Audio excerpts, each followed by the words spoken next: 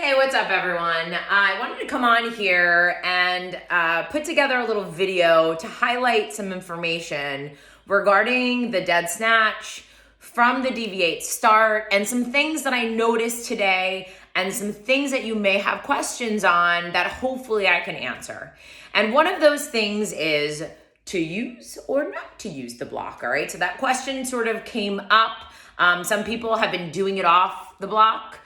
Some people have been using the block, but some people were doing it without the block and then went back to the block. So that's kind of normal. If you're starting this for the first time, I do recommend starting with the block because it does set you up slightly higher and it does make it a little easier, especially if you're somebody who's been doing consecutive snatches or swings, because the bell is going to be here versus all the way down here. So that's like the big difference, okay? Now, every single person's body is unique. The length of our arms, the length of our legs, our torso, how tight we are, how mobile we are, and that's going to be unique to you. So putting the yoga block there or a book there is not at all a regression.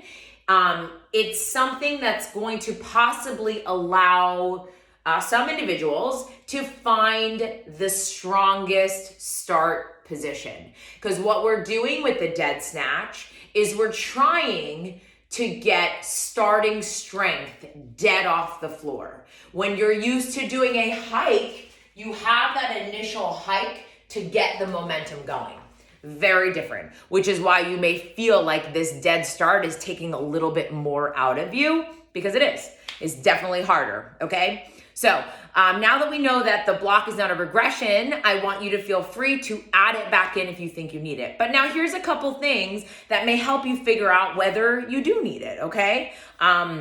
So the reason why I say to start with it is because, like I said, if you're used to swinging or snatching or cleaning, in the swing variation versus the dead variation, you're going to be used to be living more in this space and not so much in this space, okay? So it's kind of like a good way to sort of make your way gradually closer to the ground, because you're gonna start to feel it in those legs hardcore if you're not used to being down that low, okay? So I have the block here. You can use books, as I said. My big helpful hint is to take the yoga block and go this way so that you have all this space for the bell to land on, because as you come down, you may find sometimes you get a little deeper, sometimes you're a little closer, and you want all that space to kind of play with. The other thing is you want to anchor the yoga block so when the yoga block lands, when the bell lands, the yoga block doesn't like slide out from underneath you. So it does make a lot, it does help a lot. The blocker book is helpful if you live in an apartment and you have neighbors downstairs and you don't want that banging on the floor. So that's another thing. If you don't want quite as much height, but you want to use a block just to kind of like, a book or something just to kind of like be a bumper for sound, that's helpful as well. So just want to throw that out for you guys also. So here we are, and I'm going to show you what are we looking for in the start position. What is the optimal start position? Now yours may not look exactly like mine, but there are a few general guidelines. When I start, I'm going to start standing and I'm going to take my arm right at my thigh, and I'm actually going to start to bend my knees and reach through to get to that bell. So I'm really reaching through. So see how my fingertips found it. We don't need to use our eyes to look at it. Maybe at first you think you need to, but then I want you to think about kind of just letting your hands look for it and find it in that hinge. Now, if you notice, look at where my elbow is in that hip crease. Look at how my arm, my tricep is kind of glued to my ribs. All right, so here's my bottom position. Now, here is my optimal deadlift position. Shoulders slightly above those hips. Yours may be here, yours may be here. Either way, as long as we are not parallel, you're in a good position. So even that little bit is good. Second thing, hips above knees. This is a squat. If we are parallel, knees and hips, or the hips are lower than the knees, you are now in a squat. We don't want that. Ooh, thighs. All right, so again, third floor, second floor, first floor. Now, from the knees to the ankles, vertical. We don't want to be here. We want to try to shift back so that the weight is back into more our heels, so you feel more backside of legs. Does that mean you're not going to feel your quads? Nope, you will feel your quads, especially in this deep position. Maybe up here you won't feel it as much, which is oftentimes a reason why people like to be higher hip. It's actually kind of easier at first, but guess what? Your full leg is stronger. So if you want to go and start to swing and snatch heavier weight, you want to use more than just these, okay? So that's a key here. Now, foot positioning is also important. Now for me, I like to go a little wider than hips distance, and my toes are slightly turned out. All right, I kind of like do a little shimmy. Do I feel strong in this position? If I jump and land, this is kind of where I land. This is a strong position for me. So you can kind of play with the width a little bit. But you do need to know that you want your joints stacked. So you need your knees stacking over the ankles as you hinge too, just like a squat. So I'm gonna start to hinge back, and I'm really feeling the floor with my feet, which is one of the reasons why I like to barefoot. I'm really trying to find that connection. All right, and this is how I wedge. I start to push in with that connection. If my toes are lifting up, I've not found that connection. I need to make sure my whole foot is on the ground. All right, so if you can't find this position at the start of your snatch, okay, what I just described, and you're sort of like, you're on the ground and you can't get there, and this is what it looks like because your hips are tight, or this is what it looks like, then you need to go back to the block. No problemo, okay?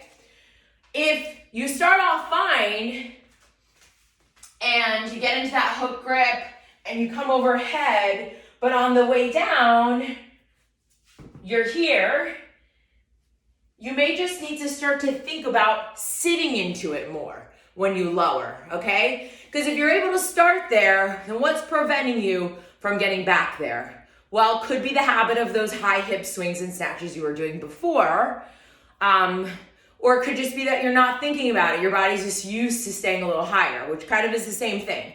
So I like to tell people in the beginning, when you're doing it, all right, get yourself set, leg drive, finish up overhead. Now on my way down, I'm gonna lower, sit. All right, so notice how I really kind of sat into it. All right, like sitting onto a curb, whatever. If you're used to keeping high hips, you may feel like you're squatting. Videotape yourself and you'll see where you're missing the mark, okay? So there's a little bit of information on whether to use or not to use a block. The other big thing that we were talking about is the descent from the overhead position back to your starting position. Very, very common for many people to do two things. One, shrug the shoulder, leave the elbow high on the way down. Two, take the elbow wide, leave the elbow high and wide on the way down, okay?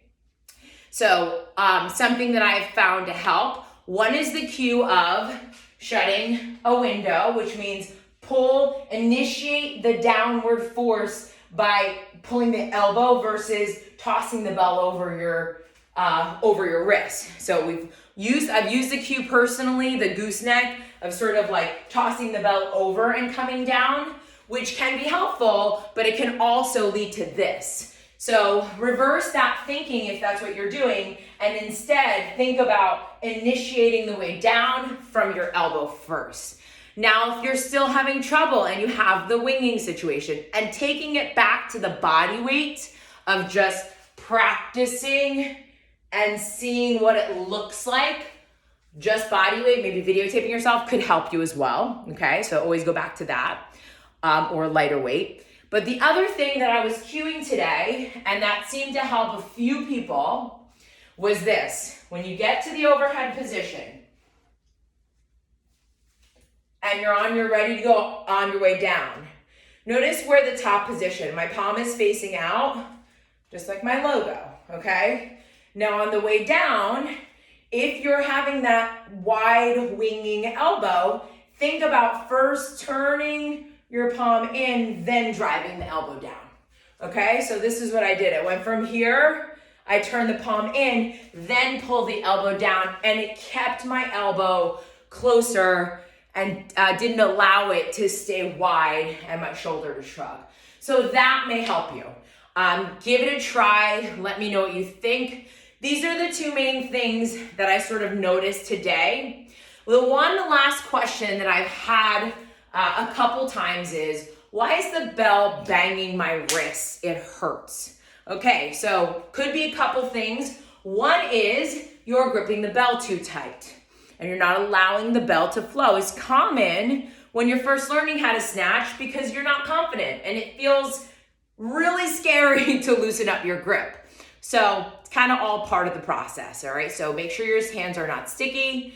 Go into that hook grip. I'm gonna show you what that looks like again. So remember, when we hook grip the bell, we're not here. I'm gonna show you from the back again. I'll put it on the block so you can see it better. So we don't want to be gripping the bell like this. Okay, this also brings my chest really low. So I want to tip the bell and let it go into my hook grip. Now my shoulders have lifted above my hips too, so that actually did two things for me. So this is my hook grip. You can keep the thumb on if you need to. You can choke up a little bit more. You don't have to be here, all right? But just make sure you're not like this. Like that bell isn't sitting all the way in here, okay? So that's number one. Number two is also with that being that you're holding the bell on the thumb side so that the bell sort of just smoothly transitions over top versus here it's a little harder. Now I'm holding a lightweight so you can't really see it, but when you go into the thumb side of the bell, it does move a little more smoothly, which I talked about. The other thing is, if you're getting a lot of banging, it's possible that you're allowing the bell to come too far away from you and then it's coming back aggressively and clunking over. And so I think hopefully this dead snatch, keeping it tight to the body, should address that as you go into regular continuous snatches. All right, so I know this was a lot of information, but I do hope that some of it helped you, and I look forward to continuing our practice.